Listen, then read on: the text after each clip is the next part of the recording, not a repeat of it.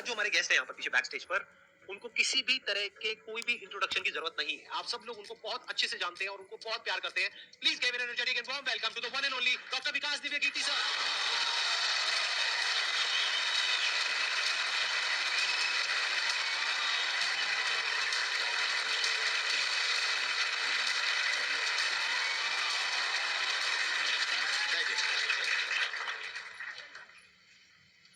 मैं सबसे पहले आपको धन्यवाद देना चाहता हूँ धन्यवाद आपका आने के लिए। Thank you so much. क्योंकि जब से मैंने सीरीज शुरू करी है तब से हमारे कमेंट सेक्शन में कोई भी एक भी ऐसा वीडियो नहीं है जहाँ पर आपका नाम ना लिखा हो। कई बार मुझे ऐसा लगता है देख करके कमेंट सेक्शन को कि ये मैं अपने चैनल पे आया हूँ या आपके चैनल पे हूँ। मैं सोशल मीडिया पे बहुत कम एक्टिव रहता हूँ तो मुझे आइडिया नहीं था इस बात का, पर मैं थैंकफुल हूँ कि आपने बुलाया, इस लायक समझा कि मैं यहाँ पर आऊँ। सर प्यार बहुत करते हैं बच्चे आपको, मतलब इतना प्यार है जिसकी कोई हद नहीं है। मैं ठीक कह रहा हूँ गलत कह रहा हूँ? यस और नो? सो अब आप लोग जो चाहे जैसे चाहे इनसे क्वेश्चंस पूछ सकते हैं। सर लाइफ में जब भी कोई सिचुएशन आती है कि जिसमें दो रास्ते, एक प्रैक्टिकल और एक इमोशनल, तो बैलेंस आउट कैसे करना है? इमोशनल और प्रैक्टिकल में हमेशा विरोध नहीं होता है, कभी कभी साथ भी चल सकता है। और सिर्फ इमोशनल कुछ नहीं होता, सिर्फ प्रैक्टिकल कुछ नहीं होता, प्रपोर्शन का डिफरेंस होता है। जब इमोशंस आपके दिमाग पर बहुत हावी हो तो फैसला करने से बचना चाहिए, स्पेशली बड़ा फैसला। छोटा तो ठीक है कि आपके दोस्त ने कहा कि दोस्त ने एक फिल्म देखेगा मेरे साथ, आप इमोशनल हो जाके देख ली फिल्म, क्या हो गया, कोई नुकसान नहीं होगा। पर कोई ये कहे कि तुम मुझसे प्यार नहीं करते, शादी नहीं कर सकते मुझसे, और अभी शादी करनी है, ये ठीक है। सिर्फ इमोशंस में आके बहुत बड़ा फैसला मत कीजिएगा, चाहे वो करियर का हो, चाहे पार्टनर का हो, चाहे कोई भी फैसला हो। प्रैक्टिकल इतना नहीं हो जाना है कि आप मशीन, रोबोट या पत्थर बन जाए। क्योंकि आप कितने भी सक्सेसफुल हो, यदि आप इमोशनली सक्सेसफुल नहीं है, इमोशनली स्टेबल नहीं है, इमोशनली वेलबींग के स्टेट में नहीं है, तो आपकी सक्सेस किसी काम की नहीं है, एकदम मीनिंगलेस है। So the success in totality needs emotional happiness, emotional stability as well. इसलिए इमोशंस को खारिज करके जिएंगे तो शायद कुछ अचीवमेंट्स बड़ी हो जाएं, पर वो किसी काम की नहीं है। केवल इमोशंस पे चलेंगे तो हो सकता है कि अचीवमेंट जिंदगी में ज्यादा हो ना पाए।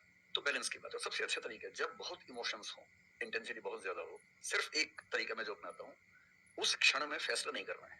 कुछ भी हो, कोई कितना भी प्रेशराइज करे, सिर्फ इतना बोलिए कि मैं 24 घंटे बाद बताऊंगा आपको, थोड़ा सोचूंगा इस बारे में।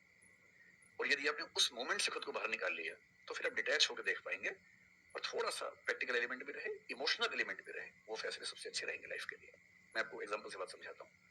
ऐसे लोग जो तैयारी कर रहे थे, अफेयर में थे, एक का सिलेक्शन हो गया, अब उसके सामने क्राइसिस ये है, स्पेशली किसी लड़की का हो गया, लड़के का नहीं हुआ। अब हमारी सोसाइटी में ना, लड़की ऊंचे पद पे हो, लड़का ना सफल हुआ हो तो बड़ा मुश्किल है सोसाइटी में, उनको शायद दिक्कत नहीं है। अब वो लड़की प्रैक्टिकल नहीं है कि मैं तुमसे शादी करूं, ये कह के अगर हट जाती है, वो शादी करती है किसी ऐसे व्यक्ति से जो बहुत सफल है। I know many such people personally, मैं नाम नहीं बोल सकता किसी का। मैंने जनरली पाया है कि वो लोग लाइफ में बहुत फ्रस्ट्रेशन में रहे बाद में, क्योंकि सफलता के नाम पर, प्रैक्टिकल होने के नाम पे ऐसे व्यक्ति को चुना जिसके साथ वो रह नहीं सकते ठीक से।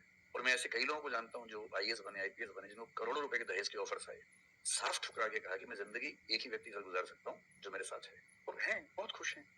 अब कोई कह सकता है उनके परिवार में कि इसने प्रैक्टिकल फैसला नहीं किया, इमोशनल फैसला किया, पर अल्टीमेटली किसी चीज की वैल्यू क्या है? आपकी लाइफ बेहतर हो। यूट्यूब पे जिसके 1 लाख भी सब्सक्राइबर्स होते हैं वो मोनेटाइज करता है, 1 लाख क्या जब मिनिमम हो सकता है, खूब पैसा कमाते हैं, ब्रांड प्रमोशन करते हैं, साबुन तेल बेचते हैं बीच बीच में। आपका चैनल तो शायद देश में सबसे बड़ा चैनल है, आप चाहें तो कितना नहीं कमा लेंगे। मुझे कुछ दिन पहले एक एजेंसी के लोग मिले जिन्होंने बताया कि इनकी जैसी ख्याति है उस लेवल पर महीने में कोई 5-10 करोड़ भी कमाना चाहे तो कमा सकता है आराम से इस यूट्यूब चैनल से। तो मैंने पूछा कि वो कौन सी चीज है जो आपको इतना मजबूत बनाती है कि आप नहीं इस रास्ते पर जाते, मैं वो जानने में इंटरेस्टेड हूँ। तो 10 मिनट की बात के बाद मैं समझ में आ गया, क्योंकि अल्टीमेटली अगर मैं अपनी वैल्यू के खिलाफ चला गया तो खुश कैसे हो जाऊंगा? पैसा मुझे कैसे खुशी देगा जब मैं ही नहीं रहा, तो खुशी किस बात की?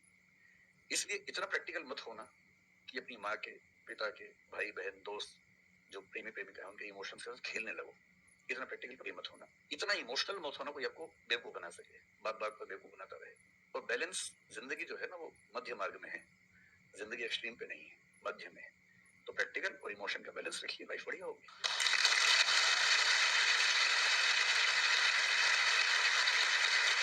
आपने सर इतने अच्छे से एक्सप्लेन किया, मेरे पास में कुछ है ही नहीं बोलने के लिए। यूजुअली मेरे पास में कुछ होता है ऐड करने के लिए, लेकिन आपने पूरा ही उसका ऐसा निचोड़ निकाल दिया। आपने यूट्यूब पे इतना बोला कि सच में नहीं बचाऊंगा आपके पास। 6-7 साल पहले की बात है, मेरी एक स्टूडेंट थी जो सुसाइडल टेंडेंसी की शिकार थी उस समय। उसके घर में कुछ ऐसी ट्रेजेडी, उसकी मदर की डेथ हुई थी, और एक ऐसी ट्रेजेडी जो बहुत ही रेयर किस्म की ट्रेजेडी है, जो शेयर करना ठीक नहीं है यहाँ।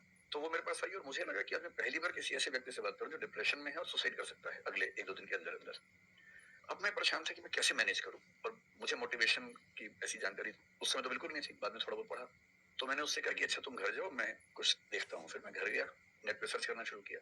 करते करते मुझे आपका एक वीडियो मिल गया, अनस्टॉपेबल शायद कुछ आपने एक वो बनाया था उस समय। तो मैंने वो थोड़ा सा देखा 10 मिनट का, मुझे लगा कि ये जो है ना, ये इंजेक्शन है किसी मतलब डिप्रेस्ड व्यक्ति को तुरंत मोटिवेट करने के लिए। तो मुझे ध्यान है कि मैंने उसको वीडियो का लिंक भेजा। मैंने कहा देखो, जिंदगी अपने रास्ते पे चलेगी, ठीक हो जाएगी। जब जब मूड ऐसा हो, बहुत डिप्रेसिंग हो, सुसाइडल मन करे, उस समय वीडियो देखना ध्यान से, और कम से कम उस बुरे फेज से बाहर निकल जाओ। और फिर मैंने वो वीडियो अपने फैमिली में भी 2-3 बच्चों को भेजा, जो जो बच्चे उस क्राइसिस में होते थे। तो मैं बहुत थैंकफुल हूँ उन सब बच्चों की जान बचाने में, क्या बात कर बड़ी भूमिका है। Thank you so much sir, it means a lot to me. ये तो आपने बहुत बड़ी बात कह दी सर, मेरे लिए बहुत बड़ी बात है ये। नहीं, कई हाँ। कई बच्चों की जान बचाई होगी आपने जरूर। जो वो एक मोमेंट होता है, उस मोमेंट में कोई बचा ले तो लोग बच जाते हैं, वो मोमेंट क्रॉस हो जाए तो फिर चीजें बिगड़ जाती हैं। हेलो सर, नमस्ते नमस्ते। Sir, both of you. मैं हमेशा से आप दोनों की बहुत फैन रही हूँ। मुझे बस ऐसा लग रहा है कि मैं सपना देख रही हूँ, मेरे लिए रियलिटी नहीं है। मुझे बस आपसे ये जानना है, मैं हर मतलब एवरी डे 8 से 10 आवर में पढ़ाई करती हूँ, बट मुझे कभी कभी बहुत डिमोटिवेशन आ जाता है कि होगा नहीं होगा, क्या होगा पता नहीं। देखिए, डिमोटिवेशन अगर आपको दिन भर में 1 घंटे आता है, नहीं सर, ऑलमोस्ट टाइम पढ़ाई करने के बाद 2-3-4 दिन के बाद ही होता है, हाँ, कंटिन्यूसली अगर अगर महीने में 4-5 बार आता है और एक एक दिन के लिए आता है, तो इसका मतलब आप एकदम ठीक है। अगर कोई व्यक्ति आपको ये कहे कि मुझे डिमोटिवेशन कभी नहीं होता, तो उसको इलाज की जरूरत है, आपको जरूरत नहीं है। क्योंकि जब आप अपने से बेहतर व्यक्ति को देखेंगे, आपको थोड़ा सा इंफीरियोरिटी कॉम्प्लेक्स आएगा, डिमोटिवेशन आएगा। जब आप अपने से कमजोर को देखेंगे, आपको सुपीरियोरिटी कॉम्प्लेक्स आएगा, थोड़ा सा मोटिवेशन ज्यादा हो जाएगा। जिस दिन टारगेट पूरा हो जाएगा, मोटिवेशन आ जाएगा। जिस दिन टारगेट पूरा नहीं होगा, डिमोटिवेशन आएगा। जिस दिन टेस्ट में आपके मार्क्स अच्छे आएंगे, आप मोटिवेशन के साथ लौटेंगे। जिस दिन खराब आएंगे, डिमोटिवेशन होगा। लेकिन ध्यान रखिए, जिस दिन आप मोटिवेटेड हैं, उस दिन आप वजह बन गए कईयों के डिमोटिवेशन की। लगातार मोटिवेटेड होना एक मेंटल इलनेस की निशानी है, और लगातार डिमोटिवेटेड होना डिप्रेशन की निशानी है। इन दोनों से बचना है। तो डिमोटिवेशन की बहुत हाइप है, इतनी हाइप की जरूरत नहीं है। थोड़ा बहुत हो, एंजॉय कीजिए उसको। और जब जब लगे कि जिंदगी बहुत खराब चल रही है, तो मैं जो करता हूँ, अजीब सा लगेगा आपको, मैं कभी कभी शमशान घाट चला जाता हूँ। सर सच मैंने कह रहा हूँ, ये मजाक सुनी है, आपने मजाक नहीं कर रहा वीडियोस हूँ। में भी कहा है। सच में चला जाता हूँ, या ट्रॉमा सेंटर चला जाता हूँ देखने के लिए। ट्रॉमा सेंटर में जाके 1 घंटा बैठ के आ जाइए, मोटिवेशन आ जाएगा। और शमशान घाट में जाके देख लीजिए कि हम जैसे हमसे कम उम्र के लोग वहां जल रहे होते हैं, तो लगता है हम जिंदा तो हैं। अगर मैं थोड़ा सा कॉग्निटिव लेवल पर बात करूं, एक बहुत बड़ा साइकोलॉजिस्ट हुआ, उसका नाम है ब्रेंटानो, कभी सर्च कीजिएगा उसको। ब्रेंटानो ने ह्यूमन कॉन्शियसनेस को स्टडी किया, और उसने ये बताया कि ह्यूमन कॉन्शियसनेस की बेसिक नेचर है कि जो हमारे पास है वो हमें नजर नहीं आता, जो नहीं है वो नजर आता है। तो the consciousness of lacking something is the nature of human consciousness. इसलिए इसी बात को एक शेर में, बहुत प्रसिद्ध शेर में कहा गया है, दुनिया जिसे कहते हैं जादू का खिलौना है, मिल गया सो मिट्टी है, नहीं मिला वो सोना है।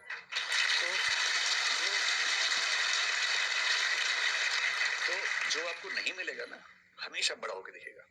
जो मिलेगा छोटा हो जाएगा।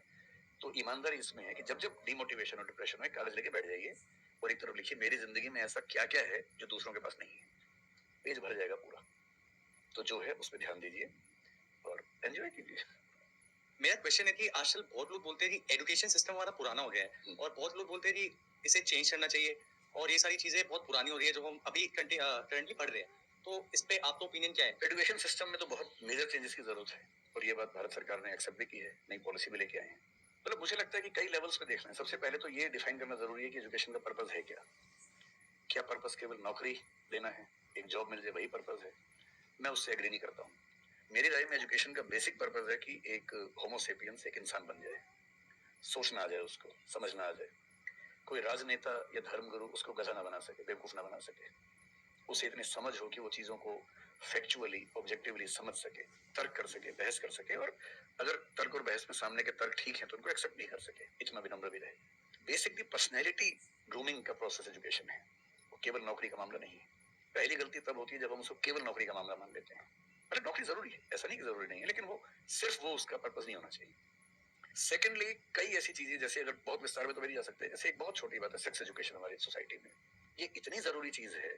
स्कूल में जो एडोलेसेंस की एज के लोग हैं, 12, 13, 14 की एज के लोग हैं, उनको वो सब चीजें बताएं ताकि गलत सोर्सेस से इंफॉर्मेशन ना मिले, कोई गलती ना कर बैठे। हेल्थ एजुकेशन के रूप में हो, उनको सारी चीजें पता हो, ठीक हाथों से पता हो, ठीक तरीके से पता हो। फिर मेरा ख्याल है कि जैसे आईआईटीज में अब तो होने लगा है, पहले क्या था कि हम टेक्नोलॉजी सेंट्रिक एजुकेशन पर ज्यादा फोकस करते थे कि आपने मशीन को समझ लिया, तकनीक को समझ लिया, हो गया, इंसान को नहीं समझा। टेक्नोलॉजी पढ़ने वाले लोग समाज और इंसान से एकदम कटे हुए थे। अब तो ह्यूमैनिटीज के कुछ सब्जेक्ट्स पढ़ाने की परंपरा शुरू हो गई है। एक होलिस्टिक एजुकेशन हो, ह्यूमैनिटीज वाला बच्चा केवल हिस्ट्री, पॉलिटिकल साइंस, सोशियोलॉजी पढ़ता है, उसको कोडिंग का सी भी नहीं आता, टेक्नोलॉजी बिल्कुल नहीं आती उसको एमएस एक्सेल भी नहीं पता क्या होता है। टेक्नोलॉजी वाला सिर्फ टेक्नोलॉजी पढ़ता है, वो ह्यूमन ब्रेन को नहीं पढ़ना चाह रहा, सोसाइटी को नहीं पढ़ना चाह रहा। क्यों नहीं एक ऐसी शिक्षा हो जिसमें एक इंटीग्रेटेड अप्रोच हो, होलिस्टिक अप्रोच हो, कि हम खुद तय कर सके कि किस किस एरिया में हमें ज्यादा जाना है और एक बेसिक अंडरस्टैंडिंग हर चीज की हो। तो बेसिक 3 फार्मूले माने जाते हैं। एक यूनिवर्सलाइजेशन ऑफ प्राइमरी एजुकेशन है कि 10वीं क्लास तक की शिक्षा हर बच्चे को मिले, ठीक से मिले। वोकेशनलाइजेशन ऑफ सेकेंडरी एजुकेशन यानी 11वीं 12वीं की पढ़ाई का पर्पस है कि बच्चा ये समझ पाए कि उसको जिंदगी में आगे कहाँ जाना है। और फिर जो हायर एजुकेशन है वो सबको करने की जरूरत नहीं होनी चाहिए, वो शौक पूरा करने के लिए नहीं है, वो शादी का वेटिंग रूम नहीं है, वो उसके लिए है जिसको सच में आगे पढ़ना है, वो उतना पढ़े, सब्जेक्ट चूज करे और फिर उसमें गहराई से रिसर्च करे ताकि डेवलपमेंट के रास्ते पर अब बढ़े। हम एजुकेशन के मामले में बहुत बुरी स्थिति में हैं। मैं तो जिस उम्र में हूँ, मेरा अब तो पर्पस भी ये बन गया है कि अब मैं उसी पे कुछ काम करूं। एक यूनिवर्सिटी शुरू करने की योजना मेरे मन में है, जिसे मैंने शेयर भी किया था। और मैं जिस तरह का विश्वविद्यालय सोचता हूँ, वो नौकरी देने के पीछे पागल नहीं होगा, वो होमो सेपियंस को कायदे का इंसान बनाने की कोशिश करेगा। नौकरी तो उसका एक पार्ट है। मतलब आप जितने भी सफल लोगों को देखेंगे जनरली, जैसे मैंने इन्हीं से पूछा, ये जिस फील्ड में सफल हैं, इनका जो करियर है, अगर मैं इसको छोड़ भी दूं तो अदरवाइज जो इनका करियर है वो उस विषय से जुड़ा हुआ नहीं है जो इन्होंने पढ़ाई ग्रेजुएशन में। मेरा भी नहीं है, आमतौर पर किसी का भी नहीं है। 90% लोगों को मैं देखता हूँ जो सक्सेसफुल हैं, उनकी ग्रेजुएशन के सब्जेक्ट में और लाइफ की फील्ड में कोई लिंक नहीं है।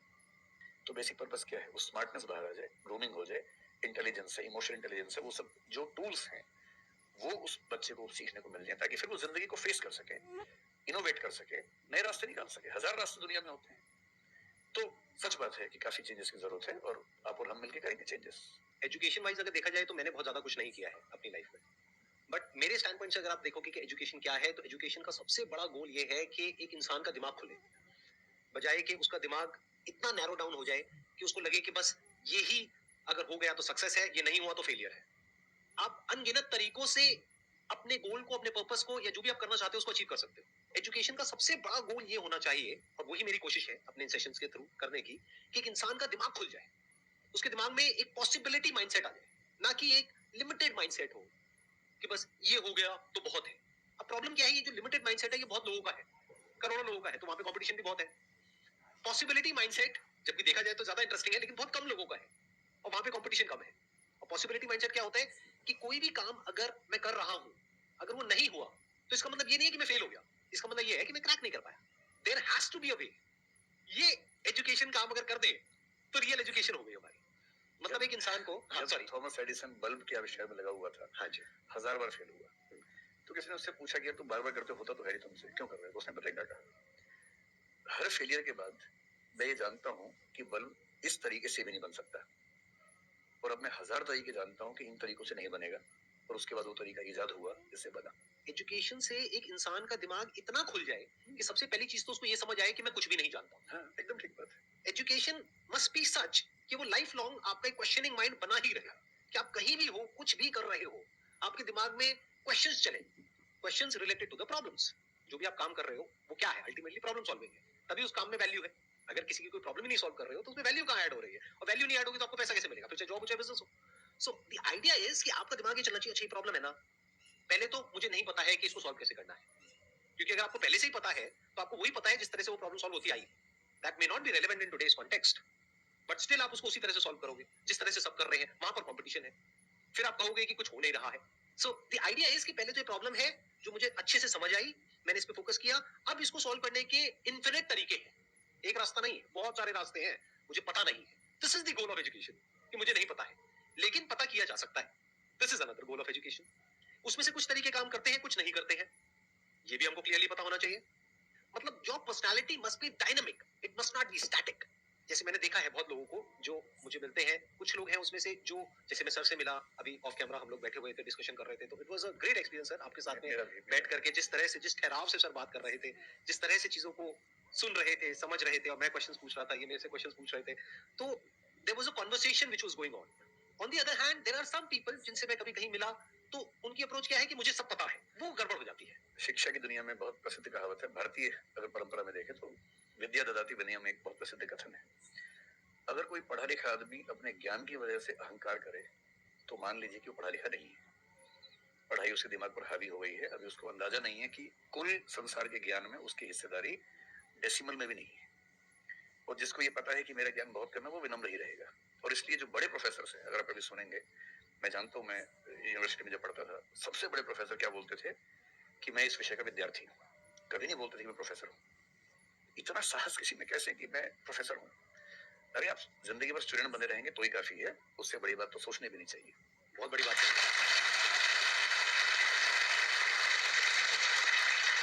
मतलब कि एजुकेशन का गोल आपको प्रोफेसर बनाना नहीं है, आपको स्टूडेंट बनाना है। अगर सर की बात को आगे एक्सटेंड किया जाए, एकदम सही बात। एक लाइफ लॉन्ग स्टूडेंट कि आप सीखते चले जा रहे हो, सबसे जिससे मिल रहे हो, लोगों से सीख रहे हो, सिचुएशन से सीख रहे हो, अपनी लाइफ के अच्छे एक्सपीरियंसेस से सीख रहे हो, बुरे से सीख रहे हो। जैसे मैंने देखा है, जब भी यहाँ पे कोई क्वेश्चंस पूछते हैं ना, सबके क्वेश्चंस एक ही होते हैं, सर सक्सेसफुल कैसे हो। अभी मैंने आज तक ये क्वेश्चन नहीं सुना किसी का भी जो इससे बड़ा क्वेश्चन है, जो आप रिलेट कर जाएंगे कि सर सक्सेस हमारा दिमाग खराब किस तरीके से करती है, या सक्सेस का क्या माइनस पॉइंट है। सही बात। सक्सेसफुल होने से बड़ा है मीनिंगफुल होना, सार्थक होना। सफल होना छोटी बात है, सार्थक होना ज्यादा बड़ी बात है। सर मेरा क्वेश्चन ये है कि लाइफ में बहुत सारे सर्कमस्टांसेस आते हैं जहाँ पे मतलब हमें ये लगता है, बहुत सारे नेगेटिव थॉट्स आते हैं कि मतलब आगे कैसे बढ़े, how to get rid of fear of failure. Sir कैसे हम इसको हैंडल करें? अगर हम कोई किसी चीज़ को शुरू करना चाहते हैं सर, तो हमारे दिमाग में बहुत सारे नेगेटिव थॉट्स चलते रहते हैं, हो पाएगा नहीं हो पाएगा, बहुत तरह के नेगेटिव क्वेश्चंस आते रहते हैं सर। तो इसको कैसे हैंडल करना है सर इस सिचुएशन को? फियर ऑफ फेलियर थोड़ा सा ठीक भी है, ये हमें रोकता है उन दिशाओं में जाने से जहां हमें जाना भी नहीं चाहिए। जैसे मान लीजिए मैं सोचूं कि मैं फुटबॉल प्लेयर बन जाऊं, मुझे पता है कि नहीं बन पाऊंगा, मेरी फिटनेस वैसी नहीं है, तो मुझे ये फियर रोक लेगा, ठीक बात है ना। ये जरूरी नहीं है कि आप दुनिया में हर चीज के लिए ठीक हो। हर किसी का एक पैकेज है, हर किसी का जो एट्रीब्यूट्स हैं या वर्च्यूज हैं, उन सबका एक पैकेज है। We can be good at few things, we can be best at maybe one thing, we can not be best at everything. तो ये बहुत जरूरी है कि अपने एप्टीट्यूड को देख के हम सिलेक्शन करें कि हमें कहाँ जाना चाहिए, ठीक है। अगर सिलेक्शन कर लिया है तो फिर फियर ऑफ फेलियर होने की वजह ये है कि या तो आप जो कंपटीशन है उस पर ज्यादा फोकस कर रहे हैं, अपनी स्ट्रेंथ पे कम फोकस कर रहे हैं। मेरे ख्याल से स्ट्रेंथ पे फोकस करना, कुछ अच्छे लोगों की कंपनी में रहना जो थोड़ा सा मोटिवेट करते हो, अच्छे दोस्त हों, लगातार मनोज टाइप की बात ना करते हो, ऐसे लोगों के साथ रहना, कुछ रिक्रिएशनल एक्टिविटीज, उससे बाहर निकल के थोड़ा खेलना कूदना, मतलब फिजिकली फिट रहना, वो सब रहेगा तो हार्मोन्स जो हमारे दिमाग में आते हैं उससे, फिजिकल एक्टिविटी से, जो एंडोर्फिन्स वगैरह है, हैप्पी हार्मोन्स है, डोपामाइन वगैरह है, वो रिलीज होते रहे तो हम वैसे भी बहुत फियर से बचे रहते हैं। और अंत में मेरा तरीका ये है कि अगर मैं कुछ नहीं करूंगा तो फेल होना तय है, करूंगा तो चांस है कि फेल होऊंगा या पास हो जाऊंगा, तो नहीं करने में तो तय है कि फेल हो गया, तो क्यों ना चांस ले लेते हैं। और एक जगह फेल होऊंगा तो तय मान के चलिए कि दूसरी जगह मेरे फेल होने के चांस कम होगा, क्योंकि मुझे एक एक्सपीरियंस है प्रयास करने का और फेल होने का, और वो एक्सपीरियंस किसी ना किसी क्वांटिटी में हर फील्ड में काम आता है, मैच्योरिटी आपके अंदर आती है। और मैं एक शेर अक्सर यूज करता हूँ, बहुत बहुत प्रिय शेर मुझे है, और मुझे सच में लगता है कि जिंदगी को जीना बहुत आसान काम है, मुश्किल काम नहीं है। असली बात है कि आप प्रयोग करें, कोशिश करें, और हार जाए तो दूसरी कोशिश करें। और मैं इसीलिए एक लाइन हमेशा बोलता हूँ, क्यों डरे, जिंदगी में क्या होगा, कुछ ना होगा तो तजुर्बा होगा।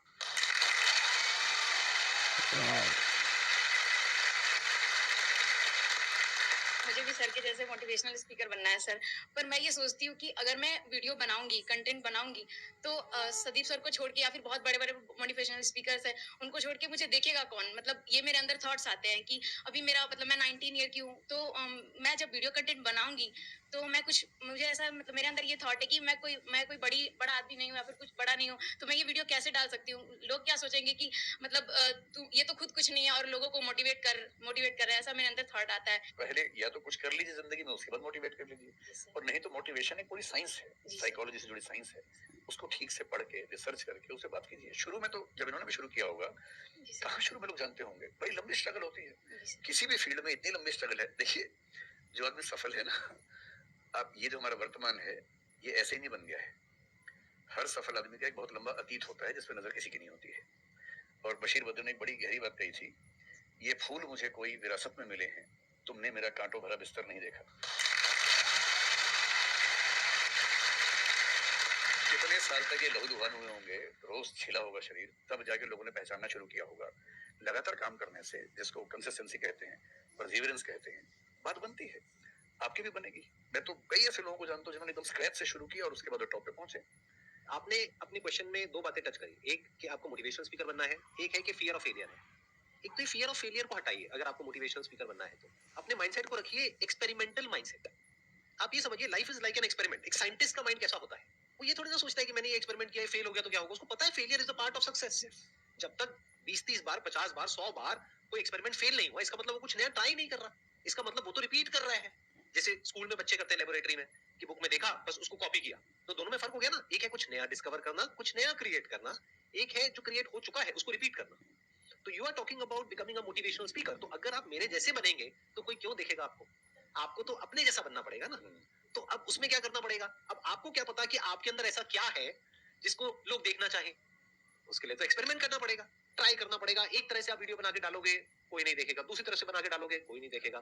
फिर तीसरी तरह से, चौथी तरह से, हो सकता है 6 महीने बाद, 1 साल बाद, 2 साल बाद जा करके कहीं थोड़ा-सा कुछ ऐसा क्लिक हो जाए, जो हो सकता है आपको लग रहा था कि शायद ये नहीं होगा और वो क्लिक हो जाए। बट ये सब होता उसी के साथ में जो कुछ कर रहा होता है, जो कुछ ट्राई करता है।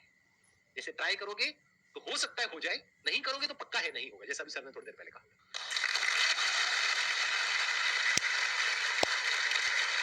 Thank you so much sir यहाँ पर आने के लिए।